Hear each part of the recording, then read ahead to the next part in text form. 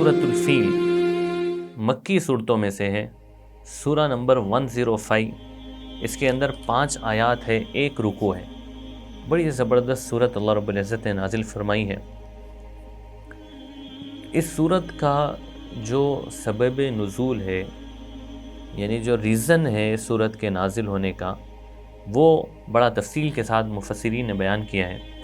آپ علیہ الصلوۃ والسلام کی ولادت سے یعنی دنیا میں آنے سے 50-55 دن پہلے، 50 ڈیز پہلے ایک واقعہ پیش آیا جس کو واقعہ فیل کہتے ہیں۔ ابرہہ یمن کا بادشاہ تھا۔ اس نے دیکھا کہ سارے عرب مکہ آتے ہیں اور بیت اللہ کا طواف کرتے ہیں، حج کرتے ہیں، تو اس نے کہا کہ یمن کے لوگ اور اطراف کے لوگ یہیں پر آ جائیں۔ اس نے یمن کے اندر ایک کلیسا بنایا، ایک گھر بنایا، اور اس نے اعلان کیا کہ آج کے بعد کوئی مکہ نہیں جائیں گے، یہیں آ کے طواف کر لیں گے۔ عرب کے سارے لوگ مکہ کا احترام کرتے تھے، بیت اللہ اللہ کا گھر تھا، حضرت ابراہیم علیہ السلام کو مانتے تھے وہ، تو ان کو بڑی تکلیف ہوئی۔ کوئی نہیں آیا، کوئی یمن نہیں گیا۔ ایک آدمی بنو کنانا کا یمن گیا اور اس نے اس کلیسا کے اندر قیام کیا، اور رات میں اس نے گندگی کر دی، ٹوائلٹ کر دیا اس میں، کیونکہ اس کو بتانا تھا کہ بھئی یہ تو گھر ہی نہیں ہے، یہ تو اللہ کا گھر نہیں ہے، اور یہ واپس آ گیا ہو۔ تو ابرہہ کو بڑا غصہ آیا۔ اس نے کہا کہ میں بیت اللہ کو منہدم کر دوں گا، گرا دوں گا۔ اس نیت سے اس نے بڑا لشکر تیار کیا، اور لشکر تیار کر کے یہ یعنی یمن سے چلا ہے، اور راستے میں جو بھی ان کو روکتا تو وہ سارے قبیلوں کو تہس نہس کرتا ہوا، یعنی جنگ کرتا ہوا، جیتتا ہوا مکہ کے قریب میں، یعنی مینا اور مزدلفہ کے عرفات، مینا اور مزدلفہ کے بیچ میں ایک جگہ قیام کیا اس نے، اور مکہ میں اپنا ایک قاصد بھیجا۔ یا مکہ والوں کو پتہ چلا کہ بھئی ابرہہ سارا لشکر لے کر، ہاتھیوں کا لشکر لے کر، مکہ میں ہاتھی نہیں ہوتے تھے، ہاتھیوں کا لشکر لے کر کعبۃ اللہ کو ڈھانے کے لیے آ رہا ہے۔ تو ایک میٹنگ ہوئی سرداروں کی، جس کے جو امیر تھے، یعنی جو متولی تھے کعبۃ اللہ کے، عبد المطلب بن ہاشم، آپ علیہ الصلوۃ والسلام کے چچا، آپ علیہ الصلوۃ والسلام کے دادا، انہوں نے میٹنگ کی بیٹھ کے۔ یہ کہا کہ بھئی کیا کر سکتے ہیں، ہم اس بڑے لشکر کا مقابلہ تو نہیں کر سکتے، اس لیے ہم کیا کریں گے، ہم مکہ کو چھوڑ کر وادی میں چلے جائیں گے، پہاڑی علاقوں میں اوپر چلے جائیں گے، یہ گھر اللہ کا ہے، اللہ اس کی حفاظت کریں گے۔ تو یہ طے ہو گیا۔ اتنے میں ابرہہ کا ایک ایلچی آیا، اس نے کہا تمہیں مکہ کا والی کون ہے، متولی کون ہے، ہم اس سے، ہمارا بادشاہ بات کرنا چاہتا ہے۔ تو عبد المطلب گئے اور جا کر ابرہہ کے پاس بیٹھ کر انہوں نے بات کی۔ بات چیت کے درمیان میں عبد المطلب نے یہ کہا کہ تمہارے لوگوں نے میرے اونٹ ضبط کر لیے، تم میرے اونٹ واپس کر دو۔ ابرہہ نے کہا کہ میں تو سمجھتا تھا تم بہت بڑے عقل مند آدمی ہو، تم یہ درخواست کرنے کے لیے آؤ گے کہ یہ بیت اللہ کو منہدم مت کرو، گراؤ مت، لیکن تم تو اونٹوں کا سوال کر رہے ہو۔ عبد المطلب نے کہا کہ میں اونٹوں کا مالک ہوں، اس لیے میں اونٹوں کے بارے میں سوال کر رہا ہوں۔ یہ بیت اللہ کا مالک رب اوپر ہے، وہ اس کی حفاظت کر لے گا، ہمیں اس کی ضرورت نہیں ہے۔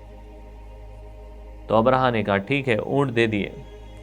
عبد المطلب کعبۃ اللہ کے پاس آ کر سارے لوگوں کو انہوں نے جمع کیا، اور جمع کر کے بیت اللہ کے سامنے کھڑے ہو کر بڑی بہترین دعا کی انہوں نے۔ زبردست احادیث کے اندر وہ الفاظ لکھے ہوئے، ایسی جاندار تعریف کی اللہ رب العزت کی، اور دعا کی، اور دعا کر کے کہا کہ اللہ ہم ان لوگوں سے مقابلے کے حالت میں نہیں ہیں، ہمارے پاس اتنی طاقت نہیں ہے کہ یہ لشکر کا مقابلہ کر سکیں، یہ گھر آپ کا ہے، آپ اس کی حفاظت فرمائیے۔ اس کے بعد مکہ کے سارے لوگ پہاڑوں پر چلے گئے۔ ابرہہ دوسرے دن بڑے غرور میں تکبر میں آگے بڑھا، اللہ رب العزت نے سمندر کی طرف سے، جدہ میں جو سمندر کا کنارہ ہے وہاں سے چھوٹے چھوٹے پرندوں کا ایک غول بھیجا، جس کو ابابیل کہتے ہیں، کبوتروں سے چھوٹے پرندے۔ ان کی چونچ میں ایک پتھر تھا، ان کے پیروں میں ایک پتھر تھا، وہ لشکر آیا۔ اب یہاں پر اللہ رب العزت نے، اب آپ سورت کا ترجمہ دیکھیں تو آپ کو سمجھ میں آئے گا۔ الم تر کیف فعل ربک باصحاب الفیل، کیا تم نے نہیں دیکھا تمہارے پروردگار نے ہاتھی والوں کے ساتھ کیسا معاملہ کیا؟ الم یجعل کیدہم فی تضلیل، کیا اس نے ان لوگوں کی ساری چالیں بیکار نہیں کر دی؟ وَأَرْسَلَ عَلَيْهِمْ طَيْرًا أَبَابِيلَ، اور ان پر غول کے غول پرندے چھوڑ دیے تھے، ترمیہم بحجارۃ من سجیل، جو ان پر پکی مٹی کے پتھر پھینک رہے تھے۔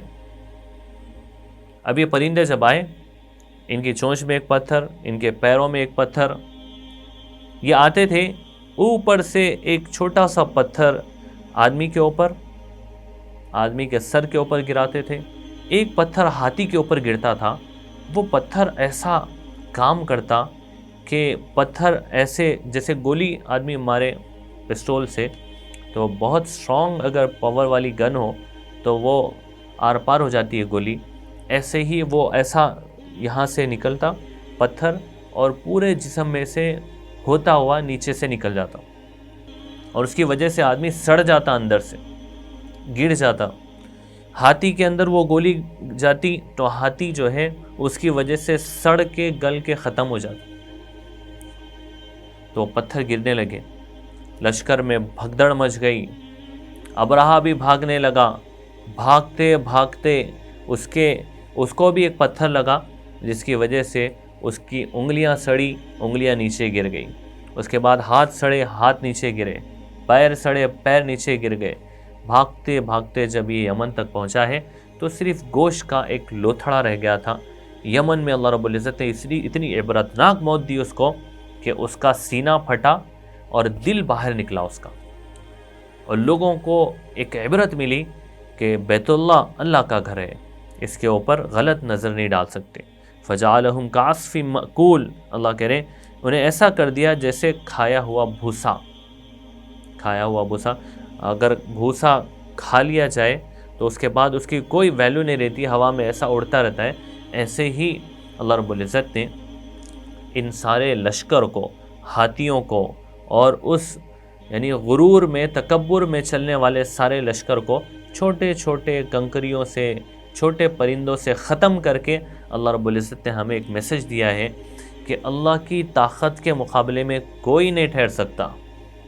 اللہ رب العزت کا جو گھر ہے بیت اللہ، اس کے اوپر کوئی غلط نظر اٹھائے تو اللہ اس کی حفاظت کریں گے۔ ایسے پوری دنیا کے اندر جتنے اللہ رب العزت کے گھر ہیں، اللہ اس کا محافظ ہے، اللہ رب العزت کے وہ گھر ہیں، اللہ ان کی حفاظت کریں گے۔ تو یہ واقعے سے ہمیں جو سبق مل رہا ہے اہم، ایک تو یہ ہے کہ غرور اور تکبر نہیں ہونا چاہیے جیسے ابرہا کو تھا۔ دوسرا یہ ہے کہ غلط فیصلے نہیں کرنا چاہیے۔ تیسرا میسج یہ مل رہا ہے کہ اللہ کی طاقت کے مقابلے میں کوئی طاقت نہیں ہے، اس لیے اللہ کی طاقت پر اعتماد ہونا اور اس طاقت کا سوال کرتے رہنا کہ وہ طاقت ہمارے ساتھ ہو، دین کے ساتھ ہو۔ تو یہ اللہ رب العزت ہمیں اس کو سمجھائے اور اس کو سمجھنے کی توفیق عطا فرمائے۔ وما علینا الا البلاغ۔